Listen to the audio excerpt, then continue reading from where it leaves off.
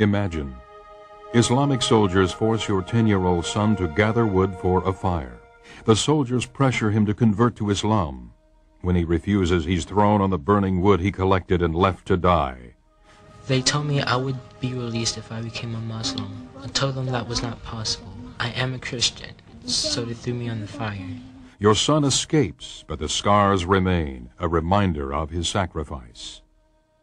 Imagine, your teenage daughter goes to Bible camp. On the second day, the students are attacked. One of the attackers secures her hands behind her back, while another holds a piece of broken glass to her stomach.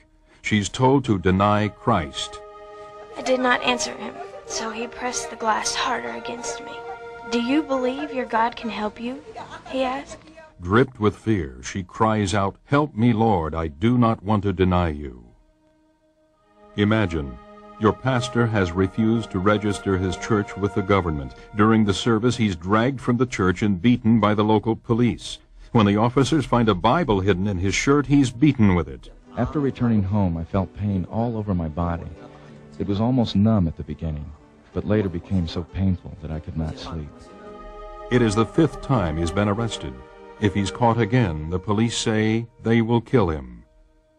Every day, thousands of Christians are persecuted for their faith. Hundreds are martyred, about 1 every 3 minutes. They're not heroes or statistics, they're family. In over 40 nations around the globe, our family is assaulted for their testimony of Jesus Christ. In most instances, the persecution could have been averted if they had simply denied Christ. But they didn't, and they won't.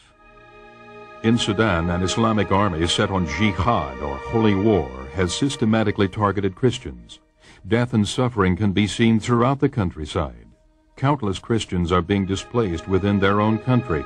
Fleeing from persecution, they've lost everything, often arriving at refugee camps with nothing more than the clothes on their backs. In spite of heavy persecution, the church in Sudan continues growing at astonishing rates. Many of the believers bear the scars of their faith, but they also bear a testimony to God's faithfulness. Over 500 churches have been destroyed in Indonesia. On the island of Ambon, Christians have been massacred in a so-called religious cleansing by radical Muslims. Facing increased persecution, pastors in Jakarta have encouraged their congregations to stand firm, confident that their suffering is a prelude to coming revival. With the fall of communism in Eastern Europe, many have hailed its defeat. But Christians in North Korea, Vietnam, Laos, or China would disagree. Hmong villagers have been imprisoned in Vietnam and Laos after converting to Christianity. Some have had boiling water poured down their throats for simply possessing a Bible in their own language. The Hmong tribe is the largest in Southeast Asia, numbering 10 million. Meeting secretly in homes, more than 2 million have recently committed their lives to Christ. The persecution facing our brothers and sisters is not a human tragedy. It's a spiritual reality facing the body of Christ. We may not be able to stop the attacks, but we can ease their pain. Through prayer, encouragement, and practical assistance, we can fellowship in their suffering. We can show them that they are not forgotten. It's hard to ignore their pain after you hear their cries. Pada saat itu, benar-benar kita semua teriak, Tuhan tolong, Tuhan tolong.